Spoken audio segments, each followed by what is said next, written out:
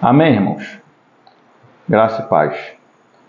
Vamos continuar, né, dando continuidade ao assunto que nós temos falado aqui no campinho com relação às jornadas, né?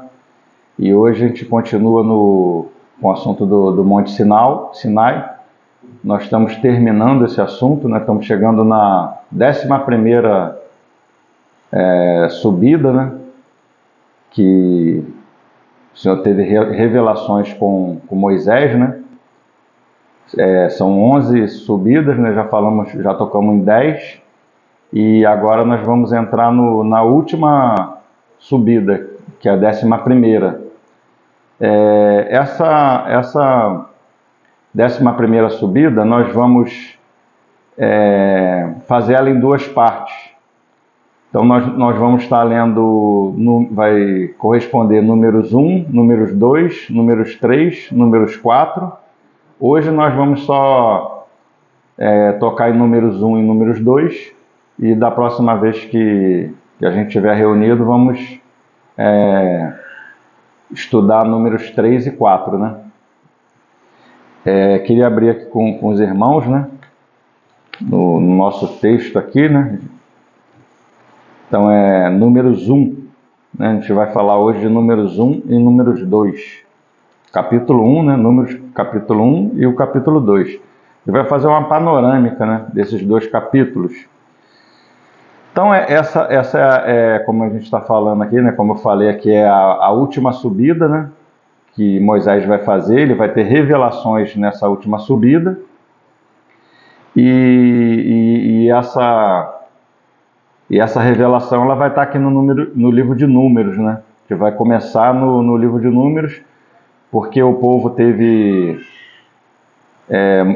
todas aquelas revelações que nós estudamos no livro de Êxodo, né, e Levítico também, que a gente tem acompanhado até agora. E agora a gente entrando no livro de Números, vai ser o assunto que o Senhor vai estar tratando nessa 11ª subida, é a formação do exército de Deus. Então Deus ele vai começar a formar o seu exército, né? Já fizeram o templo, já fizeram a arca, né? Já construíram a mesa de comunhão, já construíram o tabernáculo, já tem todos os utensílios do tabernáculo, fizeram tudo conforme o modelo, conforme o Senhor tinha ordenado a Moisés, né? E já está tudo pronto. Então agora, números 1, o Senhor vai começar a organizar e ordenar todas as coisas, colocar todas as coisas em ordem, né? E o número 1, esses capítulos que a gente vai estudar, vai falar da formação do exército de Deus, né? Esse livro de Números, no hebraico, ele se chama Bamidbar, que significa no deserto, né? Para a gente hoje é Números, né? Porque pela tradução na Septuaginta, ela foi traduzido com o nome hebraico de Bamidbar, que o significado é no deserto. Aí depois, na tradução da Vulgata, mudaram o número para Números, né? Por conta do censo, né? Da contagem do povo ali. Então mudaram o nome do livro para Números. E esse capítulo 1, ele vai ter dois assuntos principais, né? A gente vai falar primeiro de Números 1, depois a gente vai entrar em Números 2. Ele vai ter dois assuntos principais. O primeiro assunto principal de Números 1 é a filiação, né, do povo de Deus, vai falar sobre a nossa filiação. E o segundo assunto é sobre a maturidade, né, que vai falar de 20 anos para cima, né? Vamos ler aqui no Números 1, 3. Números 1, 3, que fala assim, ó, da idade de 20 anos para cima, todos os capazes de sair à guerra em Israel. Esses contareis segundo os seus exércitos, tu e Arão. Só esse versículo, né? Então são todos os capazes de ir para a guerra, né? Então aqui todos os filhos de Israel, né, de todas as tribos de Israel, sabemos que foram 12 tribos, né, dos filhos de Israel, e aqui eles vão fazer o censo dessas 12 tribos, vão separar aqueles que têm certeza da sua filiação, né? E os que já estão mais amadurecidos. Então, a primeira coisa, né, que é necessária para alguém ir para a guerra é você ter certeza da sua filiação, né, da sua posição como filho de Deus. Vamos ler aqui Números 1, do 1 até o 4. Fala assim, ó. No segundo ano, após a saída dos filhos de Israel do Egito, no primeiro dia do segundo mês, falou o Senhor a Moisés no deserto do Sinai. Né? Então, estavam no Sinai ainda, na tenda da congregação, dizendo: levantai o censo de toda a congregação, dizendo... levantai o censo de toda a congregação dos filhos de Israel, segundo as suas famílias, segundo a casa de seus pais, contando todos os homens, nominalmente, cabeça por cabeça, da idade de 20 anos para cima, todos os capazes de sair à guerra em Israel. A esses contareis segundo os seus exércitos, tu e Arão. De cada tribo vos assistirá um homem que seja cabeça de cada da casa de seus pais. Estes, pois, são os nomes dos homens que vos assistirão. Né? Então, agora o Senhor vai dar uma lista, né, desses homens, falando pelo nome de cada um. Né?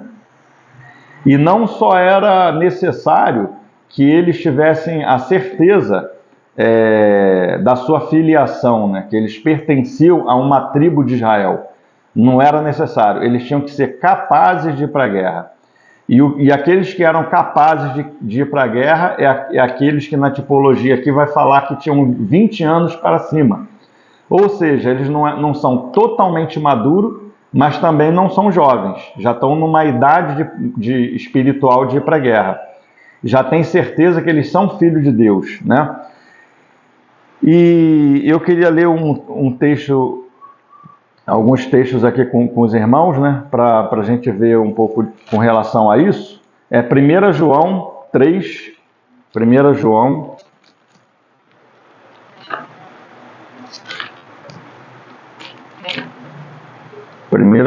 3, versículo 1 e o 2.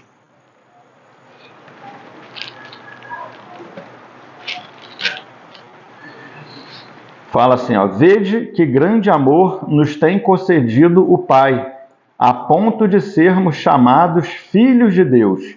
E de fato somos filhos de Deus. Por esta razão o mundo não nos conhece, porquanto não o conheceu a Ele mesmo. Quer dizer, falando aqui do Senhor, né? Versículo 2. Amados, agora somos filhos de Deus, e ainda não se manifestou o que havemos de ser. Sabemos que quando Ele se manifestar, seremos semelhantes a Ele, porque haveremos de vê-lo como Ele é. Amém. Então, né, somos filhos de Deus. Né? O outro texto está em Gálatas 3, 26 e 29.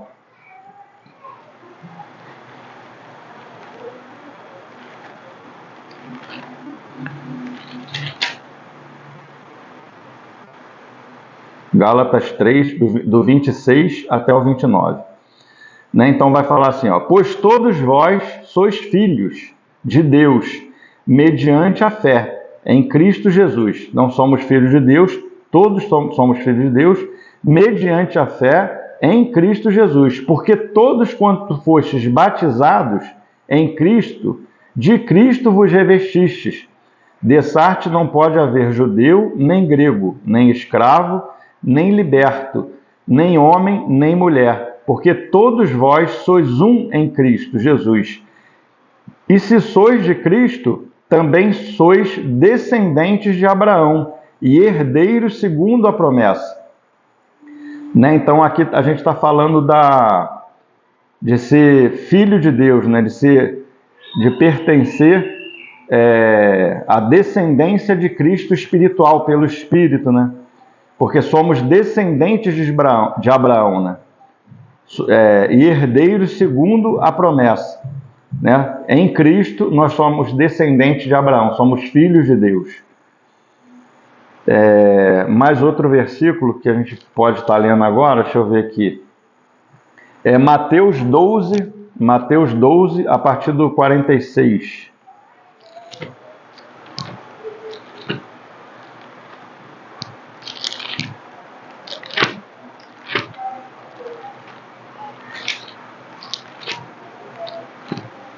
Mateus 12.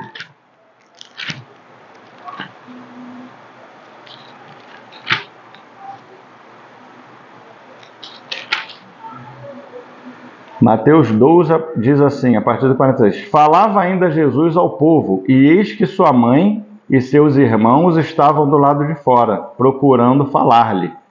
E alguém lhe disse, tua mãe e teus irmãos estão lá fora, e querem falar-te. Porém, ele respondeu ao que lhe trouxera o aviso, quem é minha mãe e quem são os meus irmãos? E estendendo a mão para os discípulos, disse, eis minha mãe e meus irmãos, porque qualquer que fizer a vontade de meu Pai celeste, esse é meu irmão e minha mãe. Né? Então, a consideração aqui, o que o Senhor está considerando não é a consanguinidade, né, da filiação, não é você ser de uma família consanguínea, mas ele está considerando os seus pai, mãe, irmãos, aqueles que ouvem o Senhor e obedecem, que fazem a vontade do Senhor. Né? Então, esses são minha família, os que ouvem a voz de Deus e os que obedecem. Né? Então, isso aí é muito interessante, né? Porque vai ser colocado aqui em Números 1 como um aspecto, né, da pessoa poder ter condição de ir para a guerra, né? Da pessoa ter condição de ir para a guerra. Você ter certeza da sua filiação, de quem você é em Cristo. Né? Outro texto também é Gálatas 4, 1 e 2.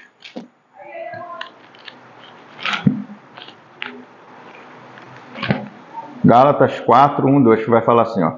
Digo, pois, que durante o tempo em que o herdeiro é menor, em nada difere do escravo, posto que ele é senhor de tudo, mas está sob tutores e curadores, até ao tempo predeterminado pelo Pai.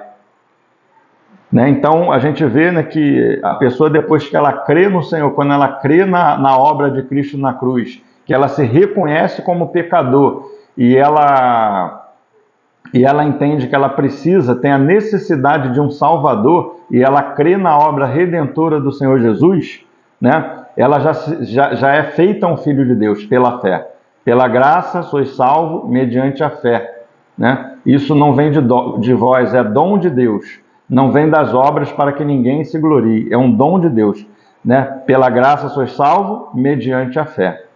Então, quando nós nos reconhecemos, né, como pecador e nós reconhecemos o Senhor como nosso justificador, o Senhor, ele nos justifica.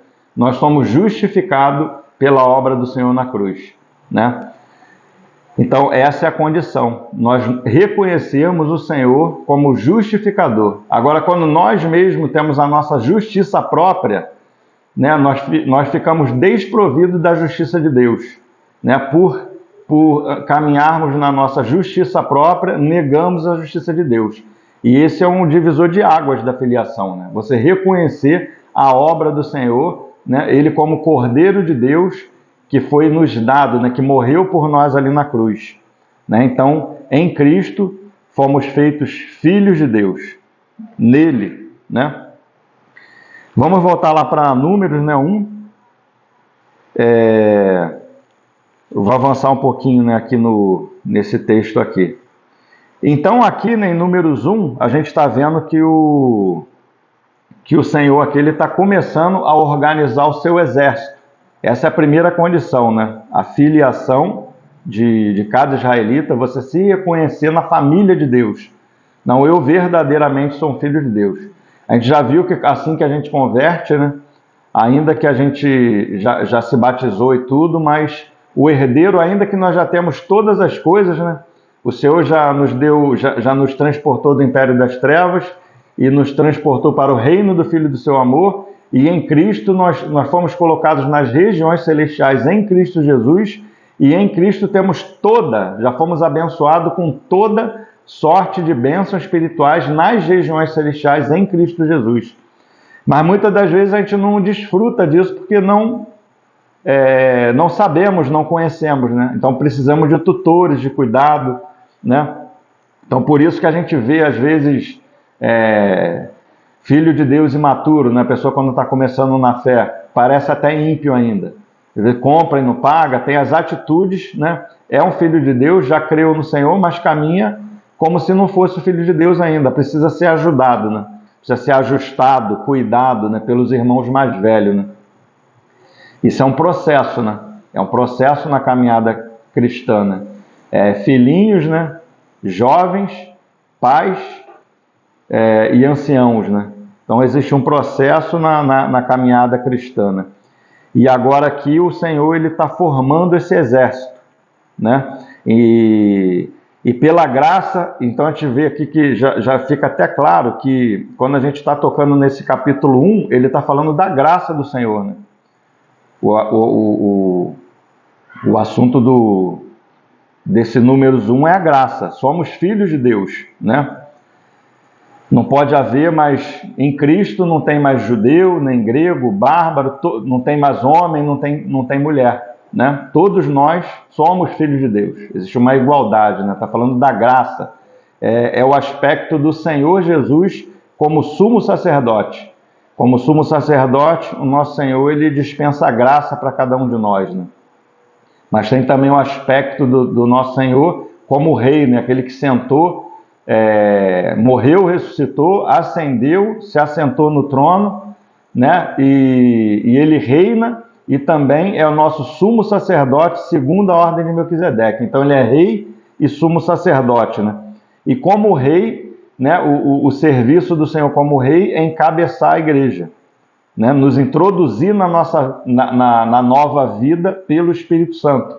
É uma vida no Espírito Santo, né? Então aqui a gente vê, né, que o Senhor ele começa com esse trabalho de organização, de separar aqueles que são capazes, porque a pessoa pode ser filho de Deus e ainda não está capaz ainda de ir para a guerra. Se você começa a se meter numa guerra, vai tropeçar, vai ter problema, ainda não tem condição ainda espiritual, né, de ir para a guerra. Por isso que a gente vê aqui em Êxodo 13, a gente já passou por isso aí, por esse texto, vamos dar uma relembrada rapidinho. Êxodo 13.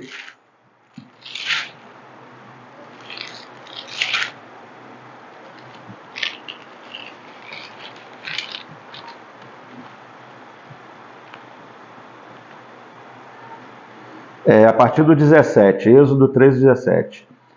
Tendo Faraó deixado ir o povo, Deus não o levou pelo caminho da terra dos filisteus. Né? Então aqui eles tinham sacrificado o cordeiro, né? Que é a tipologia da obra de Cristo. O sangue tinha passado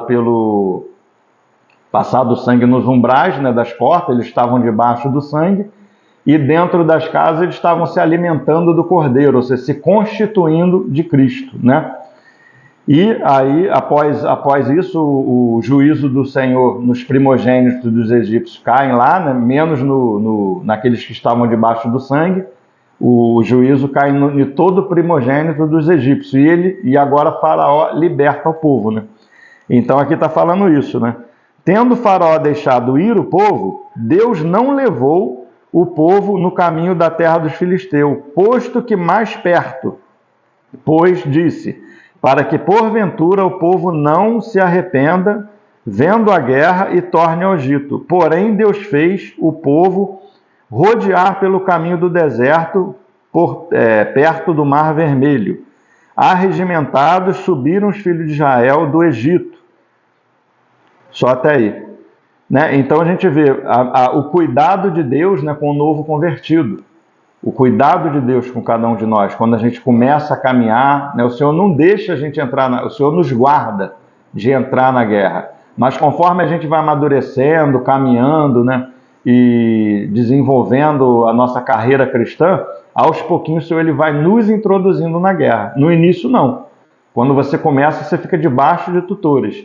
Mas depois de certo tempo de caminhada, o Senhor começa a nos introduzir na guerra espiritual. E é uma guerra espiritual mesmo, uma batalha, né? E ainda aqui em Êxodo 13, fala assim, 21. O Senhor ia adiante deles durante o dia numa coluna de nuvem para os guiar pelo caminho. Durante a noite numa coluna de fogo para os iluminar, a fim de que caminhassem de dia e de noite. Nunca se apartou do povo a coluna de nuvem durante o dia, nem a coluna do fogo durante a noite. Então aqui é dado o Espírito, a presença do próprio Senhor, na figura ali da nuvem e da coluna de fogo, nuvem à noite. A gente já falou desse assunto numa outra ocasião, não vou entrar com detalhe, mas já tem outras ministrações esse assunto da nuvem e do fogo, Mas o assunto aqui que eu queria chamar a atenção é isso. O Senhor guarda o novo convertido e agora o Senhor começa aqui a ensinar eles a caminharem. Então o novo convertido é guardado e agora ele vai passar por um processo de aprender a caminhar. Caminhar em Cristo, a ler a palavra, a orar, a ter um devocional, a ter comunhão com Deus, comunhão com os irmãos. Então ele vai começar a aprender a caminhar. Então aqui fala, a fim de que caminhassem de dia e de noite. Tem que aprender a caminhar de dia e aprender a caminhar de noite.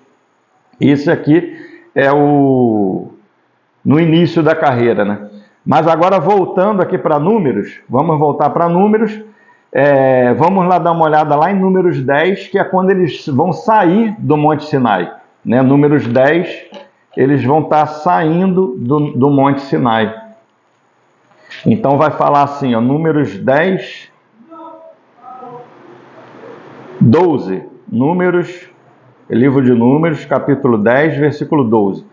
Os filhos de Israel puseram-se em marcha no deserto do Sinai, jornada após jornada, e a nuvem repousou no deserto de Parã. Assim, pela primeira vez, se puseram em marcha, segundo o mandato do Senhor por Moisés.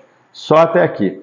Então, a gente vê aqui, em Números 10, eles colocando, aqui eles estão colocando o que o Senhor tinha ministrado para eles em Números 1, Números 2, que a gente está falando, e Números 3, Números 4, que a gente ainda vai falar. Eles estão, aqui pela primeira vez, eles saem em marcha.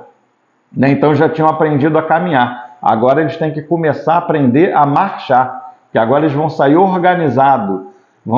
Eles vão sair do Sinai encabeçado pelo Senhor, debaixo do governo do Espírito. Então eles vão sair dali como um exército, então vão sair marchando com unanimidade. A gente não vê um exército marchando um para um lado, um para a direita, outro para a esquerda, um para a frente, cada um vai para onde quer. Não é assim. Um exército, todos marcham com o mesmo propósito, na mesma direção, com a mesma cadência, como um só homem, com unanimidade. Então o assunto da marcha é o assunto da unanimidade. Isso que eles estão aprendendo agora aqui. A maioria deles já tem aqui mais de 20 anos para cima. Vamos voltar lá para Números, Números 1. Então a gente vê aqui que eles começam o Senhor ele separa esses homens, em Números 1, nominalmente, e ele vai começar a colocar essas tribos, então cada grupo vai pertencer a uma tribo, A gente vai ver em Números 1 aqui mesmo, a gente não vai entrar nesse detalhe que eu já toquei em outro vídeo, vou tocar mais em Números 3 e 4, eu vou tocar nesse assunto, não precisa tocar agora. A partir do versículo Números 1, 47, vai falar: mas os levitas, segundo a tribo de seus pais, não farão contados entre eles, não serão contados entre eles. Então não vai haver o censo dos levitas, porque o censo dos levitas ele vai acontecer em Números 3. Números 3, 3 e 4 vai ter o censo dos levitas. Então, por enquanto, é só o censo dos israelitas, né? De todos os israelitas, geral. E os levitas, eles não são contados nesse censo. Eles são contados no outro. É porque tem um outro aspecto, né? Então, o que a gente vê aqui em Números 1 é uma nação de guerreiros. É o geral da igreja, é uma nação de guerreiros. Quando a gente for ver Números 3 e 4 falar dos levitas, eles vão falar de uma tribo de obreiros, né? Então, a tipologia dos levitas, né, é uma tribo, que os levitas são uma tribo de obreiro.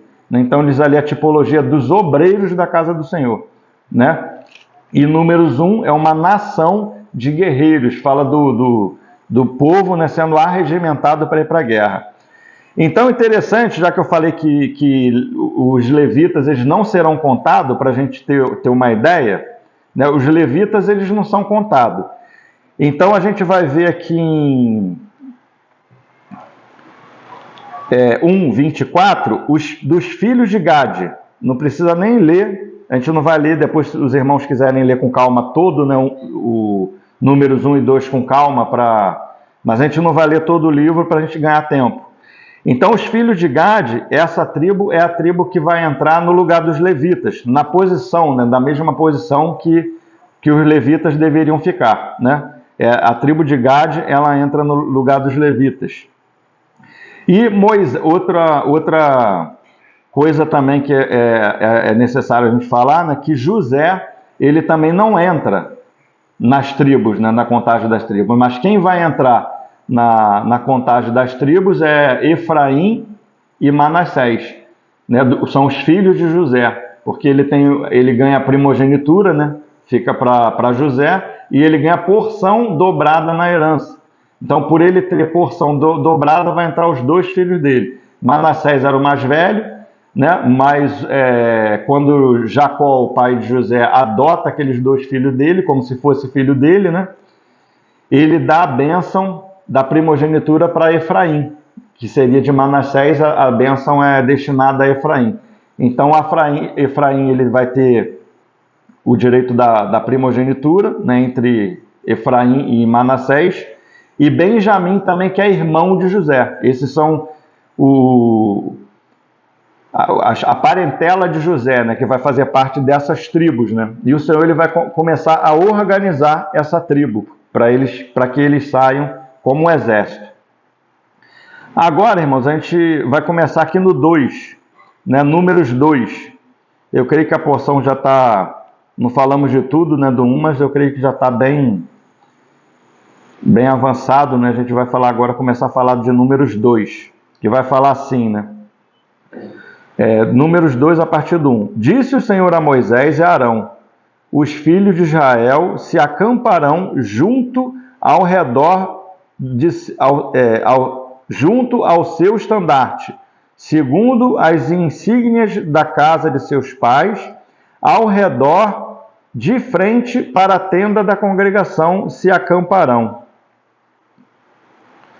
Interessante. Então, o que vai acontecer? Né? Eles já tinham o tabernáculo formado, né? Que o tabernáculo é uma tipologia da casa de Deus, né? De Cristo como casa de Deus, como o corpo de Cristo, né? Esse Cristo coletivo. E agora eles vão acampar, né? Eles vão colocar as suas tendas ao redor do tabernáculo, e a porta de cada tenda ela tem que ficar de frente para o tabernáculo. Então significa que quando eles estavam entrando para a casa deles, eles entravam vendo o tabernáculo, e de manhã, quando eles saíam de casa, a primeira coisa que eles viam era o tabernáculo. Né? Isso fala da centralidade de Cristo. Cristo ele é o centro, né, de toda a vida da igreja. Então eles tinham aquelas tribos ali ao redor, e eles tinham o seu dia a dia, sua vida em comum, mas Cristo estava ali no centro de todas as tribos. E todas elas, a porta era voltada em direção ao tabernáculo. Né? E os levitas ficavam ao redor do tabernáculo como ministério, né? Como aqueles que estão ministrando ao Senhor e ministrando à igreja. Né? E as outras tribos ficavam ao redor.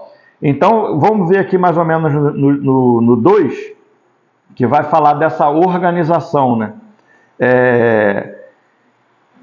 Então, os levitas, né, ao norte ficava a tribo de Merari, e tinha os filhos de Levi, era Merari, Coate e Gerson, os meraritas, os coatitas e os gersonitas, né? Então, os meraritas ficavam ao norte, os coatitas ao sul, os gersonitas ao lado ocidente, né, que é o lado esquerdo, e do lado direito, que era a porta da entrada do tabernáculo, que o tabernáculo ele sempre era montado com o lado da entrada da porta para o oriente, que é de onde nasce o sol, que é a tipologia de Cristo, né? Os primeiros raios do sol, quando nascia de manhã, entrava pela porta do tabernáculo. Uma tipologia, né, da segunda vinda de Cristo, né? De Cristo vindo, né, entrando pela porta.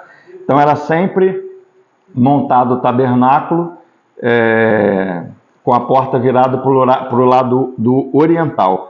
Então, do lado oriental ficava Moisés, Arão e os sacerdotes, que eles também eram coatitas, né?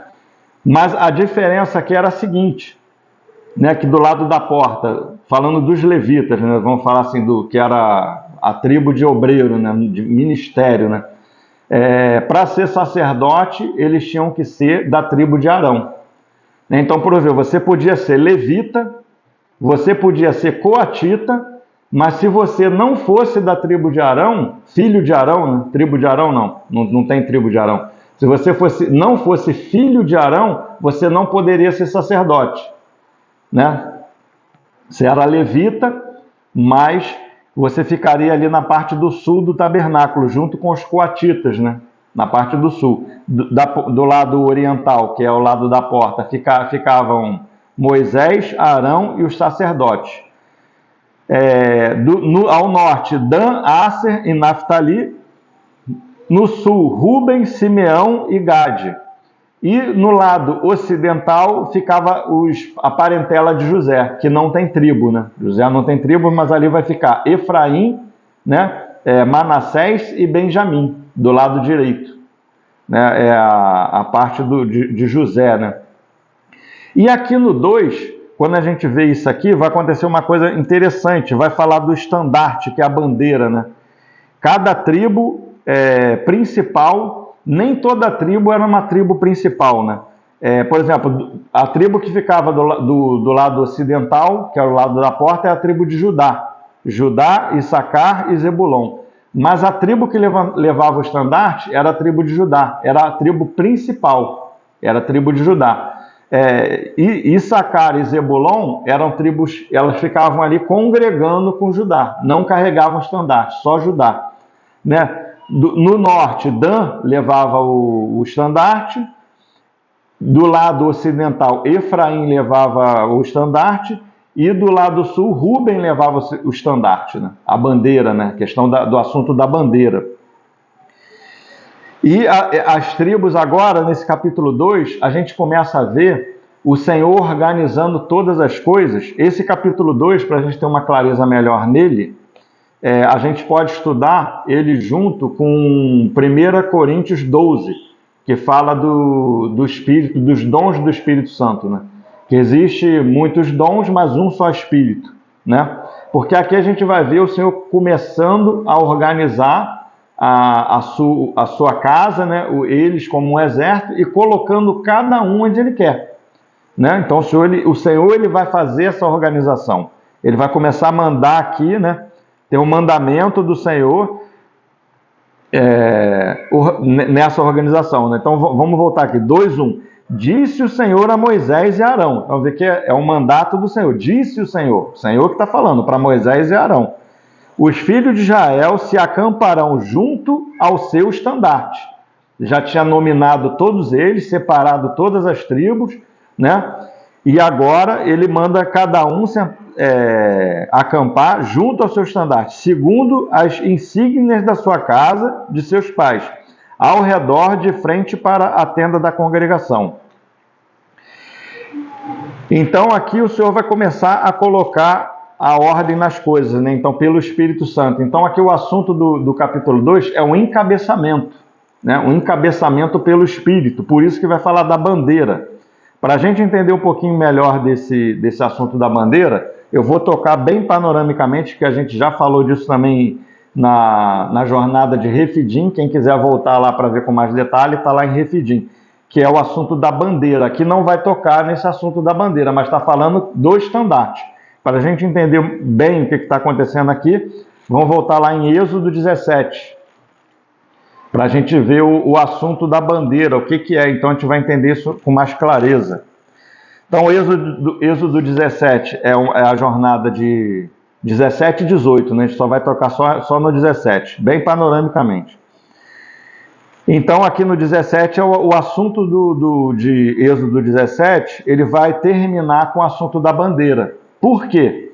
Porque ele começa aqui, ó, no versículo 3, fala assim, ó, tendo o povo sede de água, murmurou contra Moisés. Então, falando panoramicamente, o povo tinha tido sede e começaram a murmurar contra Moisés, né? E disse, por que nos fizeste subir do Egito para nos matar de sede, a nós e a nossos filhos e aos nossos rebanhos? Né? Começaram a murmurar por conta da sede. Mas qual era o motivo da falta de sede? O motivo da falta de sede, a gente vai ver aqui no versículo 7. Ó, e chamou o nome daquele lugar Massá e Meribá. Massá quer dizer prova e Meribá briga, né? Ou contenda, né? Por causa da contenda dos filhos de Israel e porque tentaram ao Senhor dizendo, está o Senhor no meio de nós ou não? Então esse aqui era o problema dessa jornada. Eles não percebiam a presença do Senhor. Eles estavam caminhando sem perceber que o Senhor estava com eles.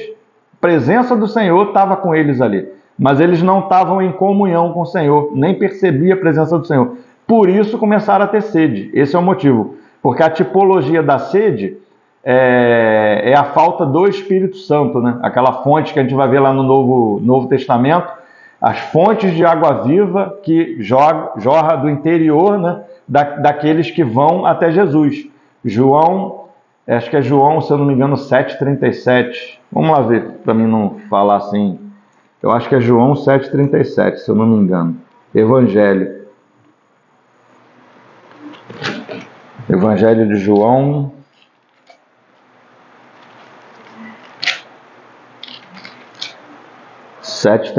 Isso mesmo.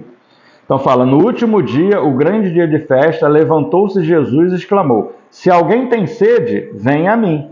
Né? Então, se você está com sede, é a falta do Espírito Santo. Tem que ir aonde? Na fonte. Jesus, ele é a fonte. Venha a mim e beba. Quem crer em mim, como diz a Escritura, do seu interior fluirão rios de água viva. Isto ele disse com respeito ao Espírito que haviam de receber, os que nele crescem. Pois o Espírito até aquele momento não fora dado, porque Jesus não havia sido glorificado. Né? Mas depois Jesus foi glorificado e o Espírito ele jorrou, né? O Senhor enviou o seu Espírito. Então essa aqui é a tipologia, né? Eles estavam com sede porque não tinha a presença do Senhor. Isso é para nós. Como é que nós recebemos o Espírito? Está lá em Gálatas, né? Pela obra da lei ou pela pregação da fé? Pela fé, né, recebemos. Aqueles que têm sede, quem não tem sede não se achega a Jesus. Jesus ele é a rocha que foi ferida, né? E jorrou a água dele. Né? Então Jesus foi ferido e dele jorrou o Espírito. Aquele que tem sede, se chega a Jesus na comunhão com Cristo, né? Nós começamos a receber do Espírito, nos encher do Espírito. Porque o Espírito ele flui do Senhor para nós, né? Na nossa comunhão com Ele. Então aqui o assunto de Êxodo 17 é esse. Eles não percebiam a presença do Senhor. Está o Senhor no meio de nós ou não, né? Êxodo 17, 7. Então eles não criam na presença do Senhor, por isso estavam com sede. Então eles murmuraram de Moisés. E aqui no 7 vai o versículo 7, Êxodo 17, 7. 5. Êxodo 17, 5. Respondeu o Senhor a Moisés, passa diante do povo e toma contigo alguns dos anciãos de Israel. Leva contigo em mão o bordão com que feriste o rio.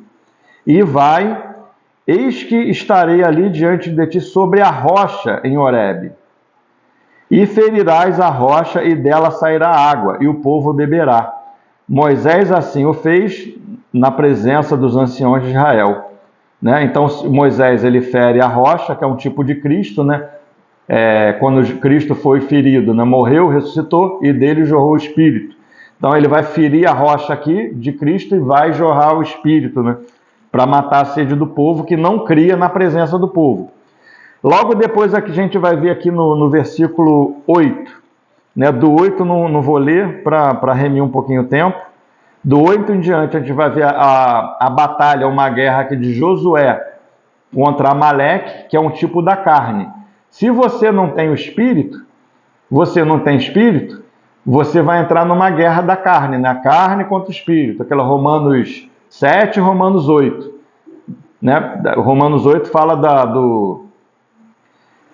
da lei do espírito de vida, né? 8 e vai falar da lei do pecado da morte, alguma coisa assim, né? A outra lei que gera morte. Que anda, quando você anda pela carne, né?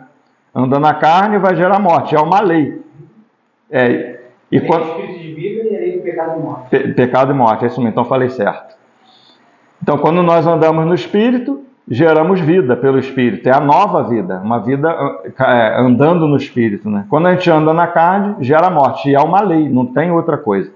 Então aqui vai ter uma briga, e Amaleque no Velho Testamento, né, os amalequitas, é uma alegoria da carne. Então agora eles beberam a água, né, a rocha foi ferida, que é a tipologia de Cristo, beberam a água, e agora eles podem lutar contra a carne, vai ter a luta contra Amaleque. Né, vai ter a intercessão de Moisés, Ur e Arão, né, Moisés vai erguer as mãos ali para interceder pelo povo, e Ur e Arão vão ficar sustentando, né, a intercessão de Moisés, segurando os braços dele, né? Depois os irmãos leem com mais calma, e eles vão ganhar, beberam água, né, que é o tipo do Espírito, houve intercessão dos anciãos, né? E agora no versículo 15 vai vir o assunto da bandeira. Ó. E Moisés edificou um altar e chamou: o Senhor é a minha bandeira. 16. E disse: porquanto o Senhor jurou, haverá guerra do Senhor contra Amaleque de geração em geração. Então, depois da vitória de Josué ali contra os amalequitas, né, que é o tipo da carne, eles erguem um altar, Moisés ergue o altar e chama: o Senhor é minha bandeira. Então, o que é o assunto da bandeira? É o reconhecimento da presença do Senhor. É o reconhecimento da presença do Espírito Santo. Né? O Senhor é conosco, Ele está conosco. É tipologia. A nossa bandeira ela não é outra coisa a não ser o Senhor. O Senhor é a nossa bandeira. Ele está presente, é o nosso Jeová. Ele é o nosso Deus Emanuel, aquele que está conosco todos os dias, né? Então, aqui para a gente entender o assunto da bandeira. Então, vamos voltar lá para Números 2. Quando Números 2 aqui vai falar, né, que cada tribo vai seguir levando o seu estandarte, o Senhor está falando aqui que cada tribo, aquelas tribos aí, elas vão estar com a presença do Senhor, com a presença do Espírito. Então o assunto aqui é encabeçamento, é caminhar na nova vida, né? É uma vida de comunhão com o Senhor, coletiva no Espírito Santo, né? Guiados pelo Espírito Santo coletivamente, como igreja, como um só homem na cidade, né? Então cada um ao seu estandarte. Então interessante que vai ter aqui as tribos. Eu vou ver aqui, eu acho que no 10 fica melhor para explicar isso, se eu não me engano. No 10, aqui no 10 vai ficar melhor para explicar, eu vou lá para o 10 para explicar. É a mesma coisa que está aqui em Números 2. Mas aqui em 10 fica um pouquinho... Números 10 vai ficar um pouquinho melhor de explicar. Em Números 10... 14 vai falar assim, ó: primeiramente partiu o estandarte do arraial do arraiá dos filhos de Judá. Então, quem era a vanguarda, né? O primeiro que partia era a tribo de Judá. E eles estavam com o estandarte, com a presença do Senhor, a presença do Espírito era com ele, né? Primeiramente, eles iam.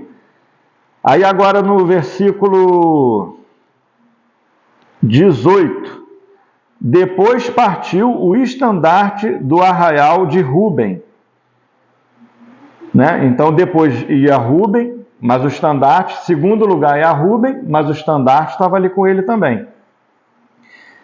Versículo 22, depois partiu o estandarte do arraial dos filhos de Efraim, né? E ele estava com o estandarte também. Presença do Senhor, ela vai na frente, no meio e vai também no final, ou seja, na retaguarda. Então a obra do Senhor, a guerra do Senhor, nós temos o Senhor como a nossa vanguarda e o Senhor como a nossa retaguarda. É a representação aqui desse estandarte. O Senhor, ele é a nossa bandeira, na vanguarda e na retaguarda, né?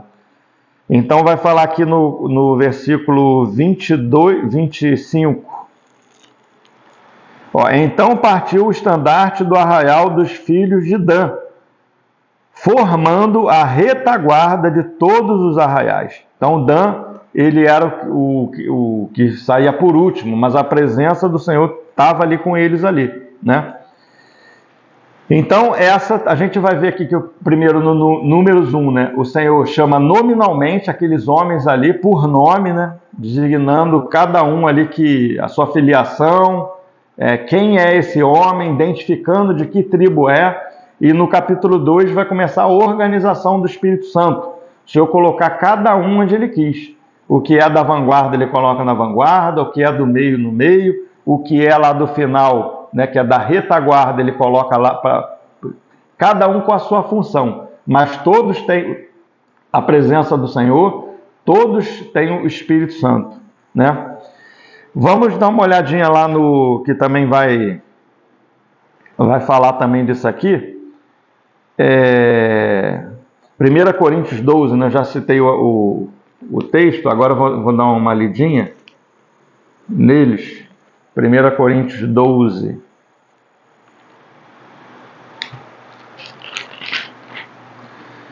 Ó, 1 Coríntios 12, vai falar assim no versículo 1. A respeito dos dons espirituais, não quero, irmãos, que sejais ignorantes. Sabeis que outrora, quando eram gentios, deixáveis conduzir-vos aos ídolos mudos, segundo eres guiados. Por isso vos faço compreender que ninguém que fala pelo Espírito de Deus afirma anátema Jesus. Por outro lado, ninguém pode dizer Senhor Jesus, senão pelo Espírito Santo. 4, versículo 4. Ora, os dons são diversos, mas o Espírito é o mesmo. E também há diversidade nos serviços, mas o Senhor é o mesmo. Há diversidade nas realizações, mas o mesmo Deus é quem opera tudo em todos. Né? Então, essa diversidade de serviço aqui pode ser também de ministério. A palavra também é traduzida como ministério. Diversidade de ministério ou diversidade de serviços. Mas é o mesmo Senhor, o mesmo Espírito que opera tudo em todos. Né? Então, esse é o assunto do encabeçamento. Né? No encabeçamento, começa a aparecer as diferenças no corpo de Cristo. Na graça, todos nós somos iguais. Todos nós fomos feitos filhos de Deus. Pela graça, né, somos salvos, e pela graça não pode haver grego, judeu, bárbaro, cita, homem, mulher, todos somos iguais. Né? Mas quando nós começamos a entrar no encabeçamento, né, ou na direção, no guiar do Espírito, o Senhor ele começa a revelar o seu dom, os dons do Espírito em nós, os homens dons em cada um de nós. E aí começa a aparecer a diversidade de dom. E começa a aparecer a diferença de cada um. Né? Aí a gente vê aqui no 18, 1 Coríntios 12, versículo 18. Mas Deus dispôs os membros, colocando cada um deles no corpo, como lhe aprouve. Né? Vamos ler de novo. Deus dispôs os membros, colocando cada um deles no corpo como lhe aprouve. Né? Quem era da vanguarda, o Senhor colocou na vanguarda. Em segundo lugar, o Senhor colocou. né? Primeiro tem irmãos que eles abrem porta, que eles vão na frente, vão evangelizando, né? Outros irmãos, eles vêm depois ensinando, aprofundando na palavra, né? Primeiramente já começa com a palavra bem água com açúcar, bem superficial. Os irmãos que vêm depois vão aprofundando a palavra, né? Vão constituindo os irmãos, né? E é um serviço também, e todo serviço é importante, né? E o serviço da retaguarda, né? Aqueles que vão costurar a rede, as redes vão se partindo, tem que ter o serviço de costurar, vai aparecer irmão ferido, tem que ser cuidado, né? É uma guerra espiritual, é uma batalha, vai aparecer rede furada, vai aparecer irmão, né, com problema, e temos que ter irmãos para isso, né? Então o Senhor colocou no corpo todos aonde Ele quis. Então isso é feito pelo mover do Espírito Santo, pelo encabeçamento. O Senhor encabeça, o Senhor delega autoridade, né, a cada um. Aqui também a gente vê o assunto também do encabeçamento e da delegação da autoridade. Porque cada um que o Senhor coloca, quando a Escritura fala que o Senhor colocou cada um aonde Ele quis colocar cada um ali, naquela função ali, Ele deu autoridade, né? Então o Senhor em Efésios vai falar, né, o versículo bem conhecido da gente, que Ele deu homens dons, né? Apóstolos, pastores, evangelistas, mestres, né? Mas todos com vista ao aperfeiçoamento dos santos, né? Todos aqueles homens dons ali que se fala lá em Efésios, né, 4, é para o aperfeiçoamento dos santos. Vamos voltar lá para Números 2, eu só vou falar só mais um versículo, lá em Números 2, e eu vou estar terminando. Vou falar só mais um versículozinho lá em Números 2 e eu vou estar terminando. Vou chamar a atenção dos irmãos. Esse versículo eu acho muito importante. É o finalzinho de Números 2. É o versículo 34, que fala assim, ó. Assim fizeram os filhos de Israel, conforme tudo que o Senhor ordenara a Moisés. E acamparam-se segundo os seus estandartes. E assim marcharam cada qual segundo as suas famílias, segundo a casa de seus pais. Então, interessante. Eles fizeram conforme, né? Os filhos de Israel fizeram conforme tudo que o Senhor mandara, ordenara por intermédio de Moisés, né? E assim como eles acampavam, assim também eles marchavam. Então, eles tinham a ordem do acampamento, de acampar, e a ordem da marcha. E era a mesma, não mudava. Assim eles acampavam, assim eles marchavam, né? O acampamento fala da comunhão, né? Quando eles estão acampados, é um momento da comunhão, momento de desfrute do Senhor, de estar com o Senhor, né? de comunhão, de desfrutar do Senhor. É o assunto do acampamento. E quando eles marcham, começa o assunto da guerra, né? do movimentar, da guerra do Senhor. Então tem desfrute, né? Mas tem a edificação da igreja, a edificação da casa de Deus, ela acontece no meio de uma batalha espiritual, de uma guerra, né? Por isso que existe a necessidade de que nós sejamos constituídos pelos irmãos. Por isso ele deu homens dons, né? Com vista ao aperfeiçoamento do santo, né? E é até que todos cheguemos à perfeita varonilidade, à estatura de Cristo, né? Ao amadurecimento, né? Amém, irmãos. Eu vou estar ficando por aqui, né? E da próxima vez agora, na próxima estudo, a gente vai continuar nessa última subida. A gente vai estar falando de Números 3 e Números 4. Amém?